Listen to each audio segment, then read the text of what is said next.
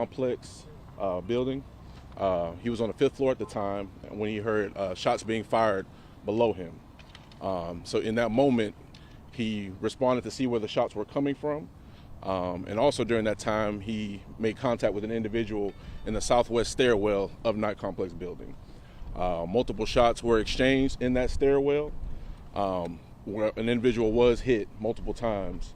That individual has been transported to Huntsville Hospital, and that's pretty much the gist of what's going on right now. Aaliyah is on scene doing their investigation, and so any further questions pertaining to the investigation will come through Aaliyah. And I'll take any questions from you guys. Was it an officer or a student that was shot? Are you able to confirm? Oh, we're not confirming that at the moment. Just an individual? Yes, shot? yes. Are you able to say the extent? You said a couple of shots. Are you able to share how many or the extent of any injuries or anything like that? It was multiple shots.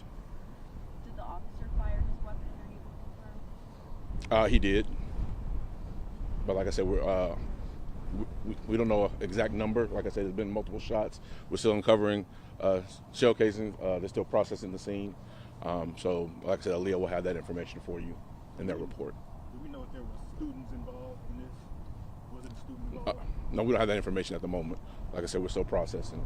And you said inside the Knight complex. Was this a dorm or like a student office building, or what kind of building was it? Knight Complex is a residence hall, but the actual altercation occurred in the stairwell of Knight Complex.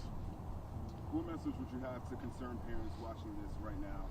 If they have students that go here, what words would you give them right now? Unfortunately, we're saddened by these occurrences, and unfortunately also these things are starting to become more frequent as we see in today's climate. I would like to say just to the families who are affected, our thoughts and prayers go out to you, and also for parents who have sent students here, our thoughts and prayers go out for them, because obviously this is a very tough day for Alabama A&M. With all due respect, we always say thoughts and prayers, but this is an institution where students come to learn. Of course, parents are going to be concerned about their safety. Students are going to be concerned about their safety. What are we going to do looking forward to make sure that this is a safe environment for them? We just have to continue working together, working with our community to build those relationships with our students, because like I said, unfortunately, these things are occurring more frequently.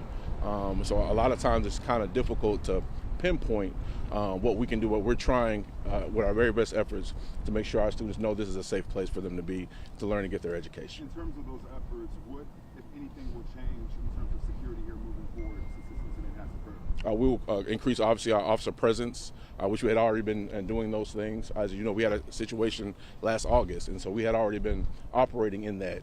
And so we will continue to build those efforts, to continue to increase patrols for our campus to make sure our students know they're safe. Two more questions. So you mentioned that the officer was patrolling the 5th floor, and then you said he heard shots being fired below him, and then he kind of went to check it out. Is there anything else you can tell us about that? Whether or not multiple weapons were fired, or was it just the one, or do you know anything about that? Like I said, we're still processing the crime scene, so we're still trying to ascertain what took place. Just know, like I said, multiple shots were fired in that stairwell, and like I said, Aaliyah will have that information for you. In terms of the information moving forward, some would say, and parents have told us that there seems to be a lack of transparency with this university when incidents occur. Will you guys be able to assure that the information as you guys get it will get to the press so that we can then keep our viewers and keep our parents informed as to exactly what is going on, where we won't have to jump through a million hoops to get Absolutely, that information? and I can't speak to those concerns. I know we're going to be very forthcoming with what we can share. As I stated, this is not our investigation, so I don't want to cross or step over any lines with Aaliyah and mess up their investigation. I want it to be thorough and complete, so we can get the proper resolution for the university and our students. Were there any security cameras in this stairwell that you know of? I can't speak to that at the moment. Like I said, those things will be uncovered in Aaliyah's report. Thank you, guys. Are students still being asked to stay away from the night? That's all. Right now? That's all. You're done. Thank you. Thank you so much. Thank you, guys. All right, you've been watching a live news conference there at the campus of Alabama A&M. A shooting 1:50 p.m. this afternoon. Night complex officer on patrol apparently heard some shots fired. He ran into a stairwell where apparently there was an exchange with someone else. We really don't know who that person was. Right, and officials weren't able to say if it was the officer or the potential shooter that was shot, but they said multiple shots were exchanged. One person has been taken to the hospital. They are working to assess that person's condition at this time. Still assessing the scene, collecting evidence from the scene. Aaliyah is here leading the investigation, taken over from A&M at this hour. We have team coverage for you coming up at 4. Many of our reporters you may have heard there off camera asking questions. We are getting more details, digging deeper into this situation for you. Continuing coverage, as I mentioned, coming up on WAAY 31 News at 4. We'll see you then.